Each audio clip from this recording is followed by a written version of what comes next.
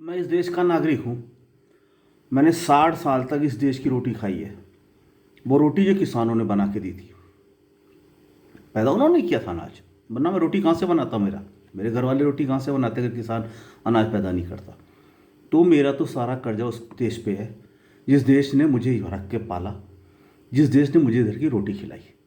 तो मैं इस देश के महानायक किसानों के सम्मान में जो मेरा पहला कर्तव्य बनता था कि वो मैंने 10,000 रुपीज़ उनको भिजवाए, जो मेरी हैसियत थी। और भी करूँगा। ये किया। रिलायंस का पेट्रोल बंद, मॉल जाना बंद, जियो के 2 सिम काट के फेंक दिए, एक सिम बचा है, पोर्ट की एप्लीकेशन लगा दी, 7 दिन में हो जाएगा।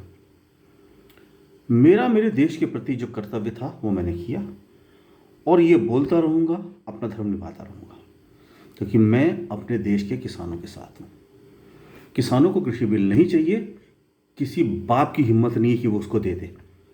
मुझे नहीं चाहिए, क्यों मुझे मांग के दे हो? कोई किसान संगठन ने डिमांड उठाई होती कि साहब मुझे ये फैसिलिटी दो, तो तुम देते।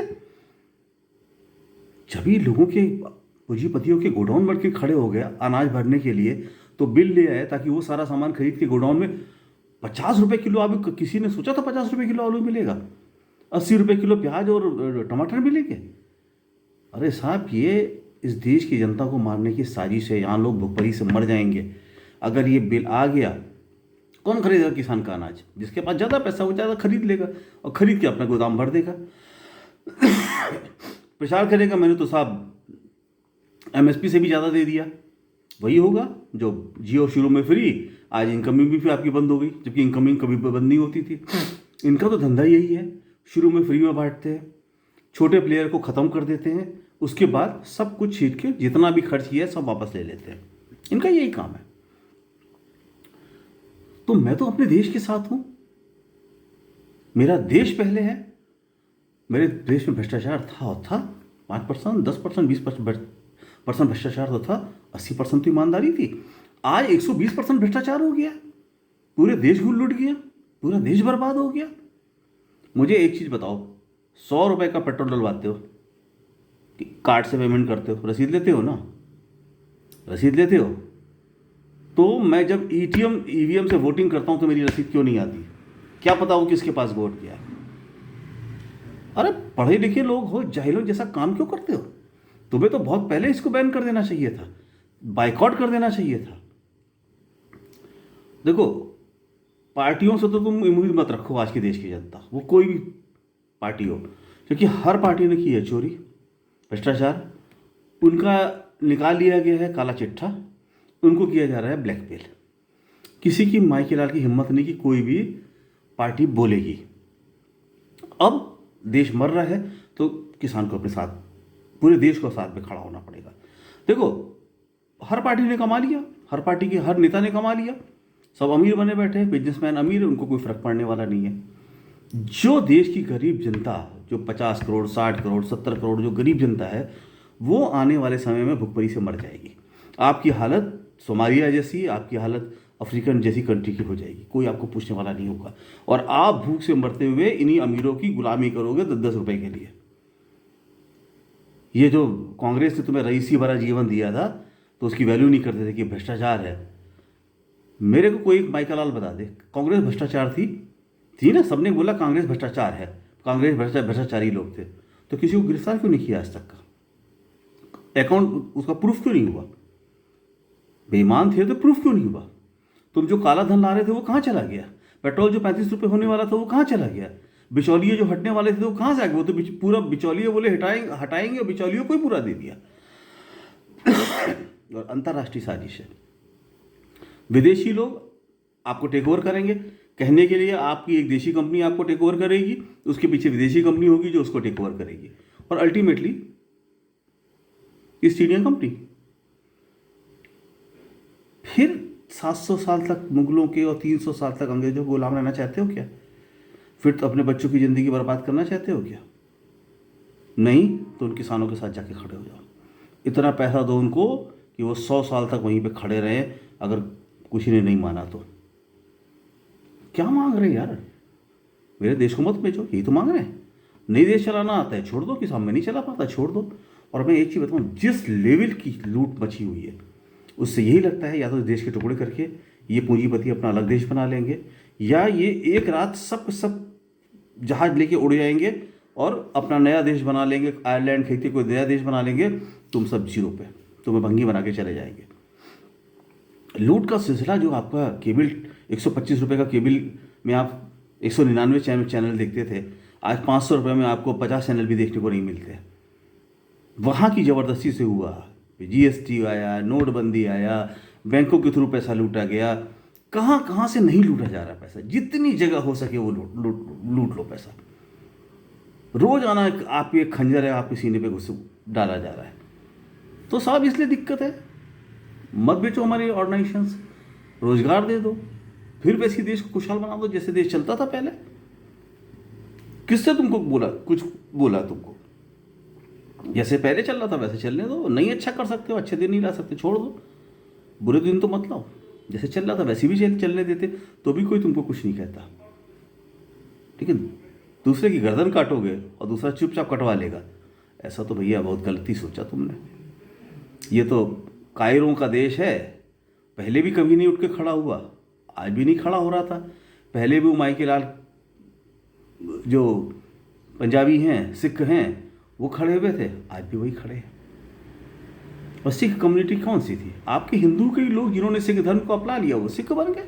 यानी अगर दो भाई है, एक कायर है एक बहादुर है, तो बहादुर सिख बन गया, कायर आपके घर में बैठा हुआ, वो नहीं बोलेगा। नहीं जा सकते, नहीं जा पाओ बॉर्डर पे किसानों के साथ, धन की सहायता करो, देशद्रोहियों का बाइकआउट करो। मैं दो लोग, टाटा और बिरला, ये प्योर जिसे कहते हैं कि देशभक्त होते हैं ना, वो होते हैं।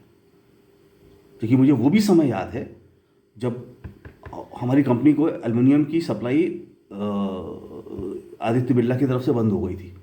पूरी हाहाकार मच गया कि अभी सामान कैसे बनेगा और बिकेगा कैसे।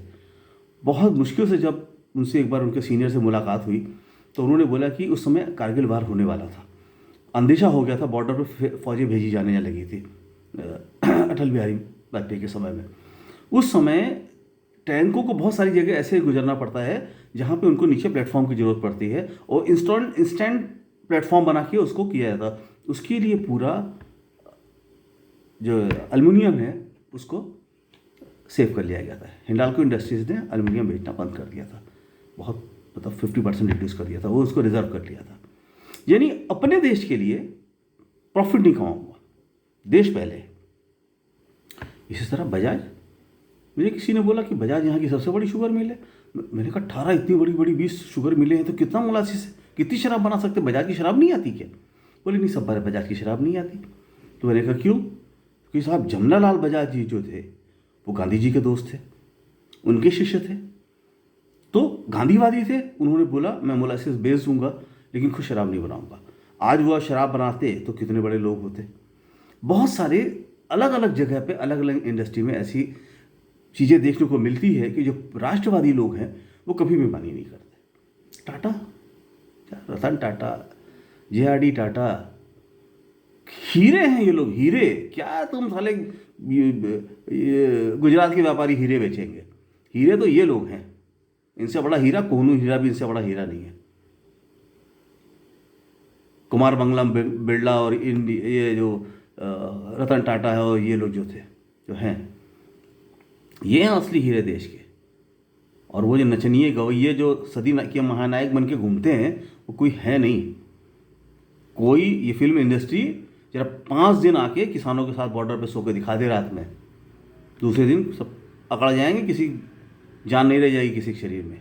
ये फर्जी बैठ के जो भाषणबाजी और जो प्रचारबाजी करते हैं ना, 4 बजे उठते नहीं कि प्रचार में करोड़ों रुपए खर्च कर देते हैं और तुम मूर्खों की तरह उनको देखते रहते हो।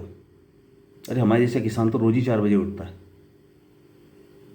तुम लोग अधर्मियों के साथ लग गए, देश को छोड़ दिया, जो अधर्मी है उनके साथ लग गए, झूठ को बस झूठ देखने लगे, झूठ पे विश्वास, सच्चाई से हटा लिया। पर देश में क्या हो रहा है कोई मतलब नहीं, पढ़ाई क्या हो रही है कोई मतलब नहीं। क्योंकि तुम्हें कांग्रेस ने इतने लग्जरी पीरियड में ला दिया था, इतनी तरक्की की पीरियड में ला दिया था कि तुम लग्जूरियस लाइफ ले जीने लगे। और लग्जूरियस लाइफ जीते तुमने सोचा ये तो मेरा अधिकार है, और जो मुझे दे रहा मैं उसको भी गाली दे सकता हूँ। तो परिणाम तुमने देख लिया, क्या हुआ? तुम सारे के लोग सड़क पे आ गए, और ये किसान बिल अगर वापस नहीं हुआ और तुम्हारे पूंजीपतियों ने तुम्हारा सामान खरीद कर गोदामों में बंद कर लिया, तो भीख मांगोगे, भीख। वो एक्सपोर्ट कर देंगे बड़े पैसा दे पे, तुम्हें नहीं देंगे, और तुम भूखों मरोगे, भूखे अपनी ज़मीन पे खेती भी नहीं कर पाओगे। क्योंकि ये कातिल अंग्रेज़ों से बड़े हैं, ये मुगलों की तरह अच्छे दिल वाले नहीं हैं, नहीं ये इनकी तरह अच्छे दिल वाले हैं, अंग्रेज़ों की तरह। ये सब काले दिल वाले हैं, ये तुम्हें मरवा देंगे। और वो चाहेंगे जितने ज़्यादा लोग मरेंगे, ज़मीन से कब्जा हट जाएगा, थोड़े लोगों के बीच में पूरी इतनी बड़ी धरती, पूरा इतने बड़ा सब चीज़ बढ़ जाएगा, वो लोग ऐश करेंगे। ये उनके दिमाग में ख्याल आ रहा है, लेकिन ये ख्याल तो बस ख्याल ही रहेगा, क्योंकि ये देवताओं की धरती है। देवताओं की धरती पे देवताओं का आशीर्वाद हमेशा रहता है, तो वो कोई ना कोई रास्ता निकाल देंगे। किसानों का रास्ता निकाल दिया, पूरा देश जुड़ेगा, कोई और रास्ता निकाल देंगे। देखिए, यहाँ भगवान राम ने रावण को नहीं छोड़ा, श्रीलंका जाके बाली को नहीं छोड़ा, तो ऐसे मृगिल्ले सब रावण जो पैदा हुए, इनकी तो कोई औकात ही नहीं है। देखो, जब जो अमीर छल से बना है, जो छल से अमीर बना है, उसकी आदत पड़ गई कि छल करके पैसा कमाने की। ईमान का पैसा कहाँ है, किसके पास है? वो टाटा बिरला थोड़ी ना है। हम तो बचपन से सुनते आए थे टाटा बिरला, तो टाटा बिरला तो थे, हैं तो हैं। बाकी जो बाद में फर्जी वाले आए, तो वो पहले भी फर्जी थे, उन्होंने दिखा दिया कि वो कितने बड़े फर्जी हैं, कितने बड़े देशद्रोही है। अब आपका काम है, आप देशभक्त हो तो देशभक्तों के साथ खड़े हो जाओ। मेरे देश को अच्छे से चला सकता है तो चलाए, वरना पैसा जा सकते हो। नमस्ते। 135 करोड़ को तुम उल्लू बना लोगे, ये हमारी शराफत थी लोगों की, और थोड़ी अज्ञानता थी। अनपढ़ वर्ग ज़्यादा है, पढ़ा लिखा कम है, तो जो समझा देते समझ में आ जाता है। टीवी में देख रहे हैं, प्रचार देख लिया, उनको असलियत पता नहीं है। जब धीरे धीरे उनको असलियत पता लगेगी ना, तो वो सब कोई छोड़ेगा नहीं तुम्हें। जितना कमाया खाया सब निकल जाएगा। अरे पूरे देश की चाबी तुम्हारे पास थी, अच्छे से चलाते, रोज आना मुर्गी से एक अंडा निकाल के खाते रहते, तो कितने बड़े अमीर हो जाते। सारी मुर्गियों की गर्दन काट के पेट से एक साथ अंडा निकालना चाहोगे, तो फिर यही हाल होना है। और ये दिखाता है कि अगर पढ़े लिखे नहीं हो तो दिमाग तुम्हारा हो नहीं सकता। फिर वो जो अनपढ़ लोग कहते भैया पढ़ लिख लो, लोग इसीलिए माँ बाप कहते थे कि पैसा कितना भी कमा लो, अगर अनपढ़ हो तो हरकत तुम्हारी जाहिलियत वाली रहेगी। मुर्गी का गर्दन दबा के सारे अंडे पेट से निकाल लो। पढ़े लिखे होते हो तो पता चलता कि रोज़ मुर्गी एक तुम्हें अंडा देगी, वो समझ में नहीं आया तुम्हारे। Thank you.